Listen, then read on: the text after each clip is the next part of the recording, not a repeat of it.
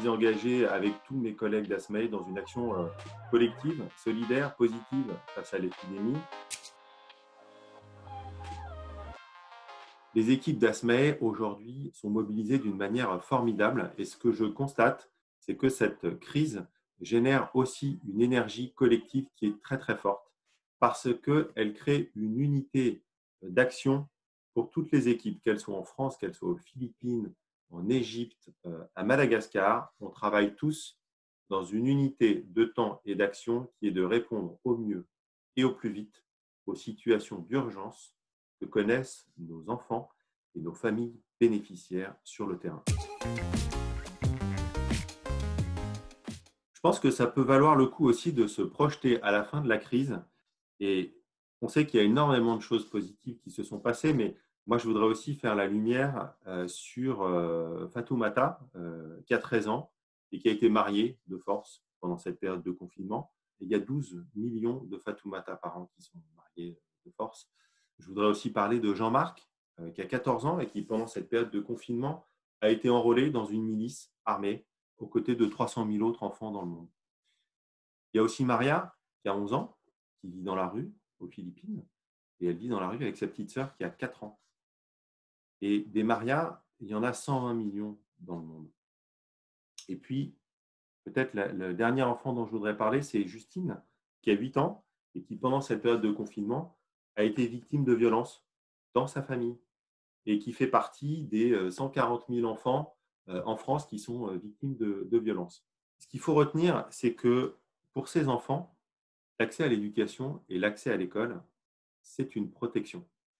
Donc, au-delà de cette période de confinement, il va falloir tous se mobiliser pour que ces enfants aillent ou retournent à l'école et que ça leur donne un accès à l'éducation, à la protection et tout simplement à un avenir. Notre priorité, c'est l'éducation et la protection de 50 000 enfants dans le monde, en Afrique, au Moyen-Orient, en Asie et en France. La manière dont on travaille, en tout cas à l'international, c'est d'accompagner une trentaine d'associations et les pouvoirs publics pour développer leurs compétences et leur capacité à prendre en charge des enfants qui ont besoin d'accéder à l'éducation ou d'être protégés. Pour ce qui est de la France, nos actions sont toujours dans le domaine de l'éducation et de la protection des enfants et aussi des jeunes mamans. C'est ce qu'on fait à Bobigny, où on accueille une vingtaine de jeunes mères avec leurs enfants, des femmes qui ont un parcours social difficile, que l'on accueille et on fait tout autour de ces jeunes femmes. Il y a 30 personnes mobilisées sur ce sujet-là pour les aider à rebondir dans la vie positivement avec leurs enfants. Alors, les principaux besoins de l'association aujourd'hui, c'est à très court terme de pouvoir apporter une aide d'urgence à 1500 familles réparties dans 5 pays qui sont les Philippines, le Liban, le Burkina Faso, l'Égypte, Madagascar, parce que énormément des familles que l'on soutient avec nos partenaires vivent de l'économie informelle, elles ont très peu de moyens, elles n'ont pas la possibilité d'acheter à manger pour plusieurs jours. Il faut chaque jour sortir pour gagner de quoi nourrir sa famille. Donc la priorité pour nous, c'est faire en sorte que ces familles puissent avoir des sensibilisations aux gestes barrières, des kits d'hygiène pour se protéger avec des masques, du gel hydroalcoolique et également des distributions alimentaires pour qu'elles puissent vivre confinées et empêcher à l'épidémie de se propager.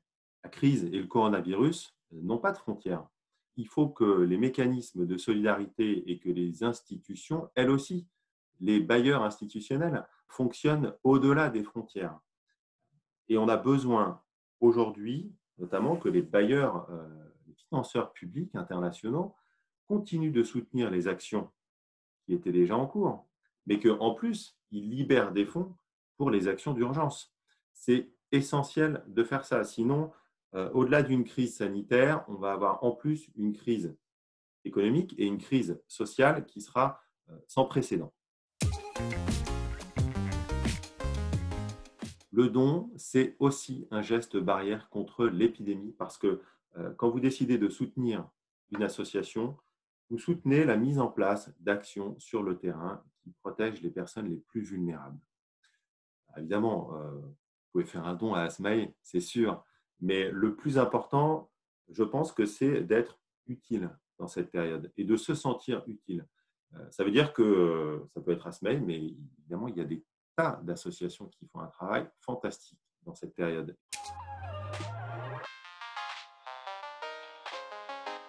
Comme tout le monde, j'ai vu des tonnes d'initiatives magnifiques dans cette période et je dois avouer que celles qui m'ont le plus touché, ce sont des initiatives qui ont été portées par des enfants et par des jeunes. J'ai vu des enfants, des jeunes fabriquer des masques, aller les distribuer gracieusement dans les hôpitaux, autour d'eux, les donner dans des commerces. Et ce que je trouve vraiment magique, c'est que les enfants et les jeunes ne comptent pas, ils ne calculent pas. C'est de la générosité et c'est de l'humanisme à l'état pur. Et je pense qu'il faut aussi souligner toutes les initiatives qui sont prises par les associations, par les entreprises, mais aussi par les pouvoirs publics. Je pense notamment au numéro le 119, qui est le service national d'accueil téléphonique pour l'enfance en danger. C'est un numéro qu'il faut connaître, le 119, et c'est un numéro qu'il faut composer quand on a le moindre doute sur le fait qu'un enfant puisse être victime d'une situation de violence. Et évidemment, il y a aussi un autre numéro qui est important à connaître en ce moment, c'est le 3919, qui permet de signaler les violences faites aux femmes, parce que malheureusement, ce qu'on voit aujourd'hui, c'est que ce sont toujours les mêmes personnes qui sont en première ligne. Ce sont les enfants, les femmes et les personnes les plus vulnérables. Malheureusement, on voit des inégalités qui sont terribles, dont on prend conscience.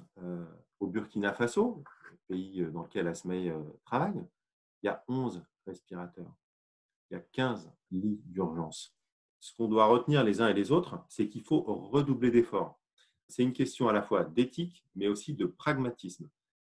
La réduction des inégalités, que ce soit en France ou à l'international, d'abord, on peut tous y apporter une réponse et on a tous intérêt à y apporter une réponse. Quand je vois que des millions d'enfants ne vont plus à l'école à cause du confinement, que ces enfants vont être d'une certaine manière empêchés d'accéder à un emploi, à la vie économique et de contribuer au développement de leur pays, je pense que ça doit nous faire prendre conscience du fait que l'éducation est un sujet fondamental.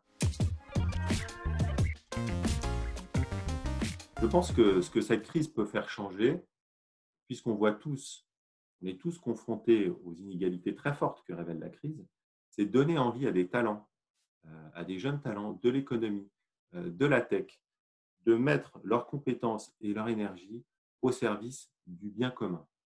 On a un fil qui est très ténu entre les mains avec cette crise. Il faut savoir si, à la fin de cette crise, ce fil, il va nous glisser entre les doigts, ou si chacun d'entre nous, on va vouloir l'attraper, l'agripper et ne pas le laisser filer.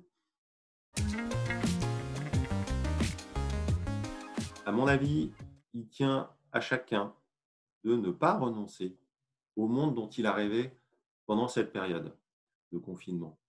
Même si ce monde il peut être parfois un petit peu fantasmé, je pense que c'est quand même nos rêves et nos idéaux qui nous font avancer.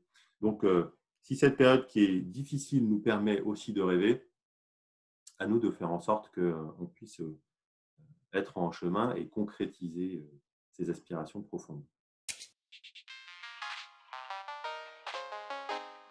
J'ai plutôt envie de projeter Asmae dans un an, puisqu'on est dans une forme d'épreuve à la fois court terme, mais qui prépare le long terme.